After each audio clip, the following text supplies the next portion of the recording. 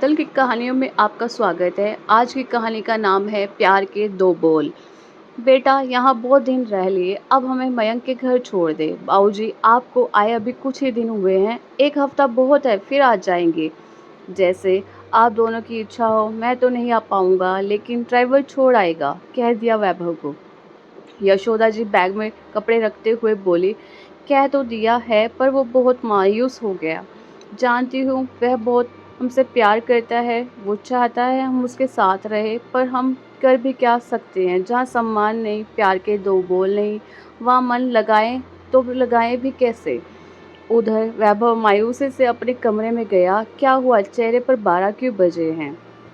तुम्हारी इच्छा पूरी हो गई। माँ, बाबूजी कल मयंक के घर जा रहे हैं। मैंने थोड़ी कहा उन्हें जाने के लिए, अपनी मर्जी से जा रहे हैं। आप हर वक्त मुझे दोष क्यों देते हो? वैसे भी उन्हें छोटी के पास अच्छा लगता है, पता नहीं क्या जादू किया है दोनों ने। ना हमारी तरह बड़ा घर है, ना खाने को 56 भोग, फिर भी वहीं जाने की रट लगाए रहते हैं। ये बात तुम्हें समझ आ जाती तो रोना किस बात का था? वैभव बोला। क्या मतलब है आपका? मेरी बात तुम्हें समझ कहाँ आती है? एक काम करो, इस बार तुम माँ बाबूजी को मयंक के घर छोड़कर आओ। कोशिश करना कि एक दो दिन तुम भी वहाँ रह सको, फिर तुम्हें पता चल जाएगा कि माँ बापूजी वहाँ क्यों रहना चाहते हैं। शायद तुम्हें भी कुछ अकल आ जाए। कुछ देर सोच के बिना बोली, ठीक है, मैं भी तो पता करूँ ऐसा कौन सा खजाना है उस झोपड़ी में जो तुम्हारे मम्मी पापा वहाँ जाने के लिए उतावले रहते हैं। यशोदा जी और मुरली जी गांव में अपनी पुश्तैनी जमीन पर खेती बाड़ी करते थे। उनके दो बेटे थे, बड़ा बेटा वैभव और छोटा बेटा मयंक। बच्चों को अच्छी शिक्षा देने के लिए दोनों खेत में कड़ी मेहनत करते थे। वैभव और मयंक ने उन्हें कभी निराश नहीं किया था, लेकिन हर इंसान की किस्मत अलग होती है। ऐसे में वैभव और मयंक के साथ हुआ। वैभव मल्टीनेशनल कंपनी में उच्च पद पर लग गया और मयंक को बहुत कोशिशों के बाद भी एक छोटी कंपनी में नौकरी मिली। नौकरी मिलते ही मुरारी जी ने उनकी शादी कर दी। वैभव की पत्नी बीना, जिसे अपने पति की नौकरी का घमंड था, आलीशान बंगला, नौकर चाकर, 2 गाड़ियाँ, सुख सुविधा, हर चीज़ उसके घर में थी। वहीं मयंक की पत्नी सुकन्या संस्कारों में पली बड़ी थी। उसका स्वभाव नरम और सुलझा हुआ था। जब यशोदा और मुरारी जी का शरीर उम्र के साथ कमजोर पड़ने लगा तो सुकन्या जिद करके उन्हें अपने साथ शहर ले आई। सुकन्या दोनों का बहुत ख्याल रखती। घर में पैसों की कमी थी, पर प्यार और सम्मान की नहीं। मयंक और सुकन्या कोशिश करते कि यशोदा और मुरारी जी को किसी चीज़ की कमी महसूस ना हो। यशोदा और मुरारी जी मयंक के साथ ही रहते थे। जानते थे कि बीना को उनका आना जाना पसंद नहीं। यशोदा जी की पारखी नज़रों से ये बात छिप नहीं पाई थी। बीना दिन भर अपनी सहेलियों के साथ घूमती रहती। सास ससुर ने खाना खाया, दवाइयाँ समय पर ली या नहीं ली, उसे कोई मतलब नहीं था। उनके पास बैठने के लिए भी बीना के पास कोई वक्त नहीं होता। यशोदा जी जब भी उनसे बात करने की कोशिश करती तो बीना ऐसा रूखा जवाब देती कि उनका मन ही नहीं होता उससे बात करने का। फिर भी बेटे के बुलावे पर कुछ दिन जैसे तैसे दोनों काट लेते। अगले दिन, चलिए मम्मी जी, आप दोनों को मयंक के घर छोड़कर आती हूँ। यशोदा और मुरारी जी हैरानी से एक दूसरे का चेहरा देखने लगे, पर कोई प्रत्युत्तर नहीं दिया। माँ बापूजी को दरवाजे पर देख मयंक और सुकन्या दौड़े आए।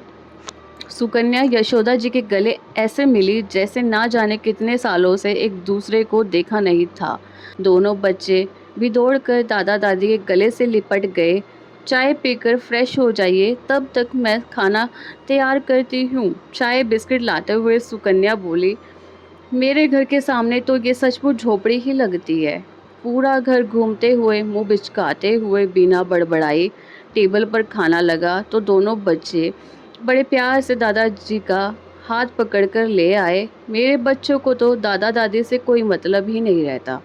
सुकन्या, ये क्या मरीजों वाला खाना बनाया है? दाल का एक चम्मच मुंह में डालते ही बीना बोली, दीदी, माँ बापूजी कम नमक मिर्च का खाते हैं, इसलिए मसाले कम रखे हैं। रात को हंसने की आवाज़ें सुनकर बीना जागी कमरे से बाहर आई तो देखा सुकन्या यशोदा जी के सिर में तेल लगा रही है। मयंक और दोनों बच्चे मुरारी जी को घेरे बैठे हुए हैं। माँ बाबूजी के होठों पर इतनी मुस्कान उसने पहली बार देखी थी। बीना थोड़ी देर वहीं खड़े होकर उन्हें देखती रही, फिर कमरे में चली गई। सुबह चाय लेकर सुकन्या बीना के कमरे में गई। उसे उदास खिड़की के बाहर देखते हुए बोली, दीदी रात को आप बाहर आई थी, फिर भी हमारे साथ क्यों नहीं बैठी? सुकन्या, कल से समझ की कोशिश कर रही हूँ कि माँ बाबूजी हमारे साथ खुश क्यों नहीं रहते।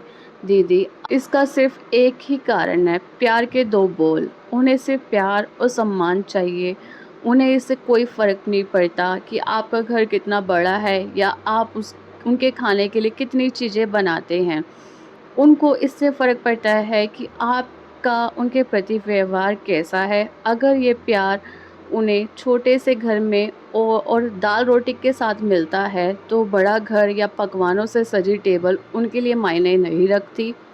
दीदी, एक दिन हम सबको भी इस उम्र से गुजरना है। अगर हमारे बच्चे हमें सम्मान नहीं देंगे तो हमें कितनी पीड़ा होगी। एक बार अगर हम ये समझ लें तो बड़ों का अनादर कभी नहीं करेंगे।